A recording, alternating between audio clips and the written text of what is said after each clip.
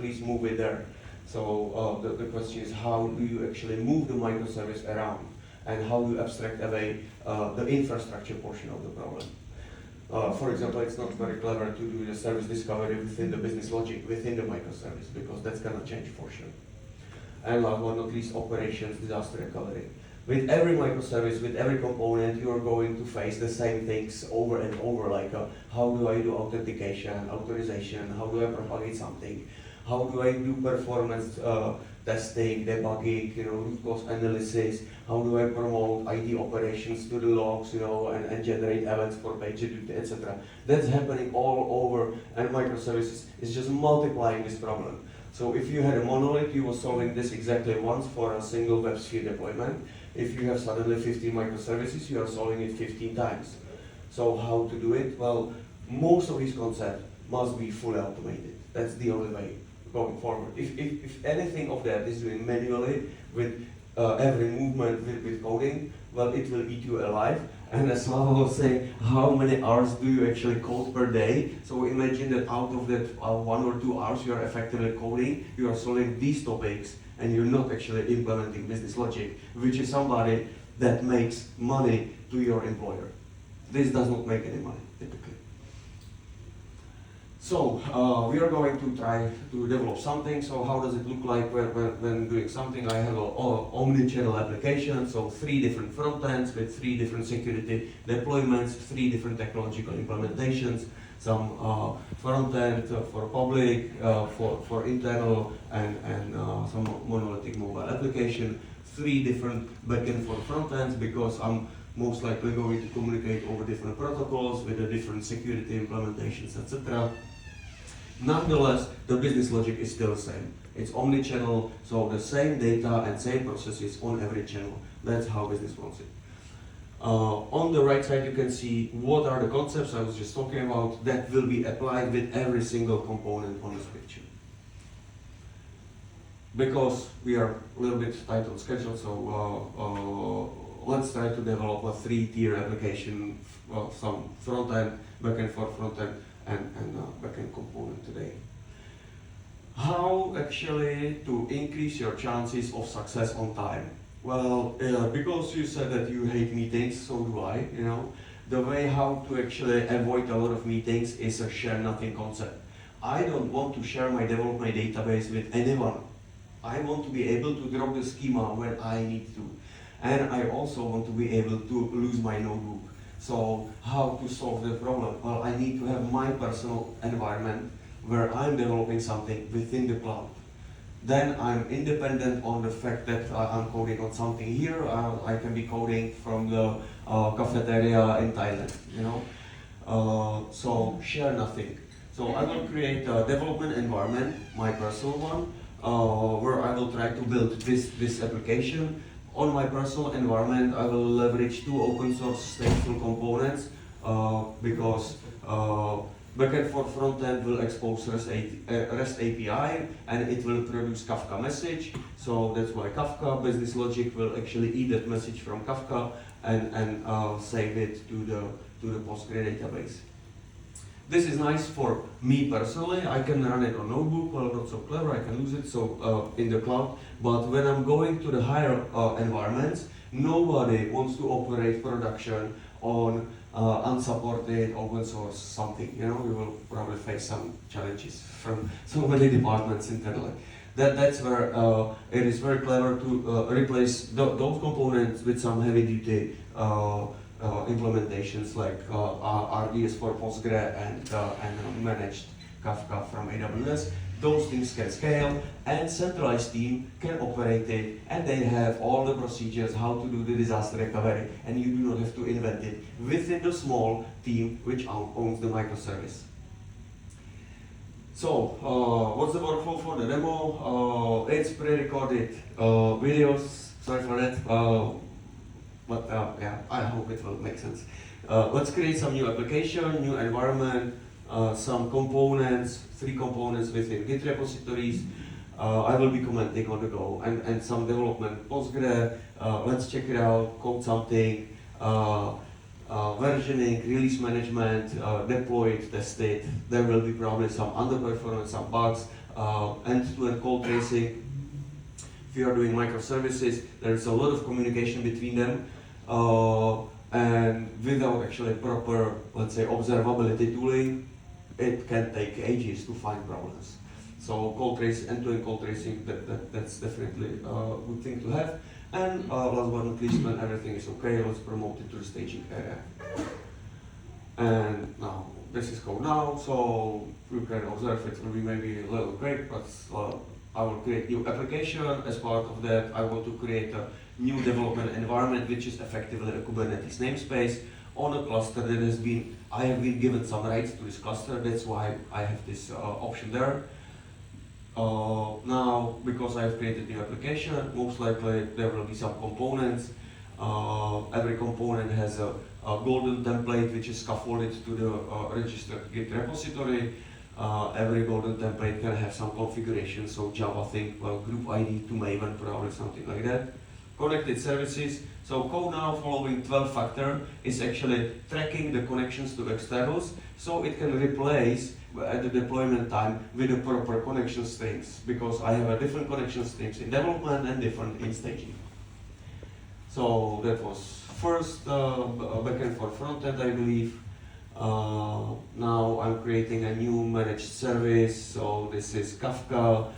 From what environments I want to be able to write to that Kafka, so only from the dev environment, please nobody else send me messages to my topics. Now I will do the same with the Postgre, so spin up a simple Postgre instance, and again, my own Postgre. The fact that there is a corporate-wide actually upgrade going on, I don't care, this is mine, don't touch it. And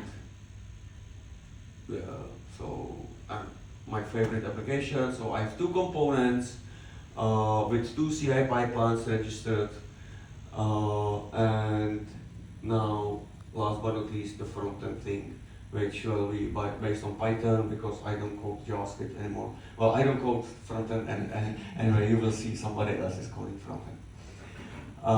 And the front-end is connected to the BFF, and the BFF endpoint is always different by deployment. Oof, that was very quick. I don't know, I'll slow down for a moment. So that's the create part. So what has happened? Created application, created environment, created two stateful components, build it using a pre-associated CI pipelines because of the golden template for Java and for Python. That's what has happened so far.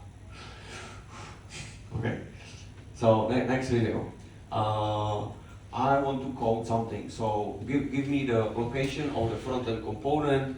I will just check it out, and I'm not good in front-end, neither in Python, so I will leverage Amazon Q, actually make some prompt that says what I want to do. That prompt says basically, yeah, please update this application.py. So it renders a form, you know, I want to call the BFF will be provided, it will be injected from outside, and when the 200... Okay.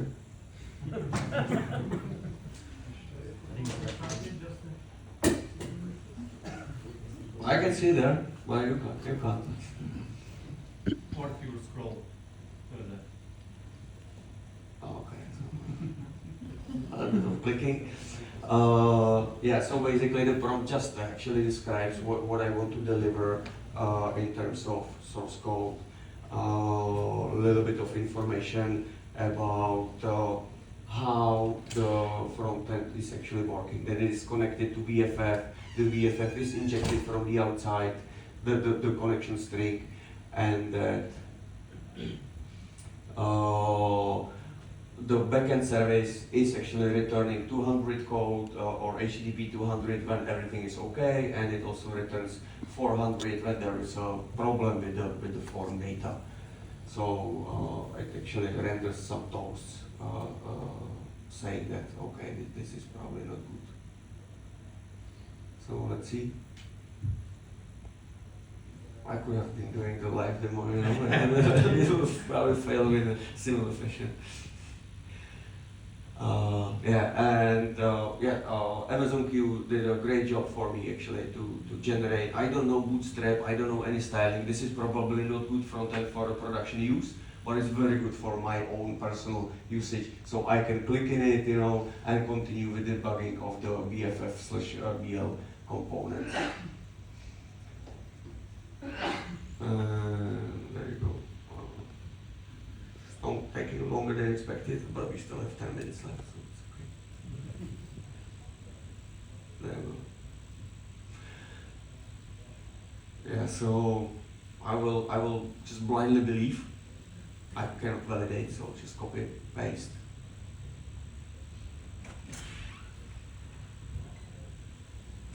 And when I will actually push it back to the Git repository within CodeNOW, you can trigger the CI pipeline either manually or have a typical push trigger. There is a lot of different ways how to support different coding styles, stack-based development, Git flow. There is supposedly some Q&A session afterwards, so if you would like to talk about it further, I can explain in more detail. Pipeline execution. It's needed to say that CodeNOW can integrate and leverage all of the tooling you already have in the enterprise. So if you have a GitLab pipelines, you will probably see a different window. This is Tecton. If you have GitHub Actions, you will see a different window. But CodeNOW acts as orchestrator. Alright, so that's end of second video. So we have created something. Now we have coded with Q the front-end application. I have semantically version 3 components with some build results. I have no release yet for the overall application, and that's what we are gonna do now. So let's create a release. Whatever I'm clicking using this GUI ClickOps, there is CodeNOW API. You can actually automate it from outside by leveraging whatever you like to automate that with Terraform maybe. Deployment, now it says, okay, within this environment, you have no configuration for these components. So I need to actually connect it somehow. Again, multiple ways how to solve it. Does not have to be ClickOps, can be GitOps. But for the sake of the demo, I think that to see it. So now I have connected and satisfied all the dependencies of those 3 components to Kafka, to database, to proper instances. Now it will leverage Argo to synchronize the state to the target environment, my personal environment. CodeNOW manages those components for you, so you just use them with some limited permissions, so you cannot break it, but you can still use it. Centralized platform teams can break it, they have the admin. And that's it. So we have ended up actually creating a new release configuration for those 3 components, which is valid for this environment, and it has been deployed there, and Argo CD is saying it's okay. So let's see how to load test this deployment. So you see there are 3 endpoints, auto-generated HTTPS, so I can actually give it a test, execute. I need to find a endpoint because I want to generate a load to that BFF REST endpoint. And again, Amazon Q, so please generate a K6 load test file for this endpoint.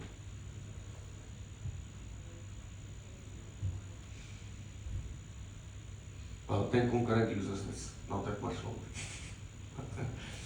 It was a small cluster.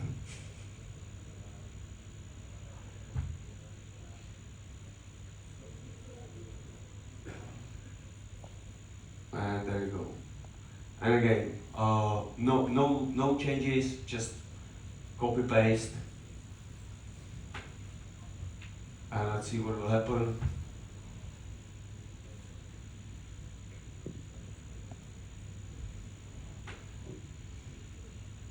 And it's generating load. Now within CodeNOW we have some integrated, and again, CodeNOW comes pre-equipped with open source observability stack. If you want to connect your licensed corporate observability stack, could be there. It's just about solving some role-based access control. So you can see that some ready-made Grafana dashboards are already showing a load coming to the cluster. I can take a look what the BFF component is actually logging. So show me some live tail.